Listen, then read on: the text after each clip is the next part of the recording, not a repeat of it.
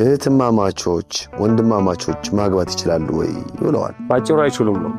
አንድ ሊቅ ጠይቄ ነበርና ይችላሉ ሁለት ወንድማማቾች ሁለት እህትማማቾች እንዴ ምን አስገበገባቸው ለሌላው ለምን እንዲደርስ ያደርጉም ሆናል በቀልድ መልክ ማለት ነውና አንድ ጊዜ ከተዛመድን በኋላ ሁለተኛ ዝምድና የለም። ግን ምናልባት እኩል ሰዓት ቢሆንስ?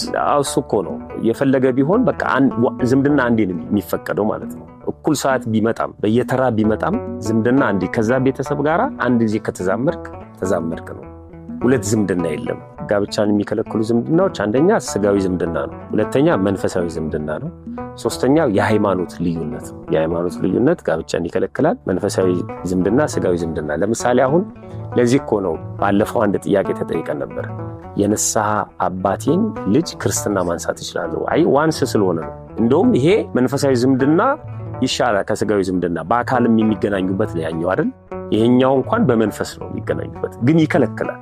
በቃ የንስሐ አባት በንስሐ አባቷ በኩል እሷ የንስሐ አባቷ ልጅ ነች፣ እሳቸው ደግሞ አባቷ ናቸው። ሚንስ የልጃቸው ወንድም ወይም እህት ነች ማለት ነው። እሱ የራሳቸውን ልጅ እርስ በርስ ማጋባት አይችሉም ማለት ነው። ስለዚህ በዚህ መሰረት አንድ ጊዜ ከተከናወነ ሁለተኛ ድጋሚ አይፈቀድም ማለት ነው ተዛምዶ። በዚህ ምክንያት ክልክል ነው። በተረፈ ደግሞ የፍትሐ ነገሥት መምህራችን ስላሉ እሳቸው ደግሞ በደንብ ያብራሩታል።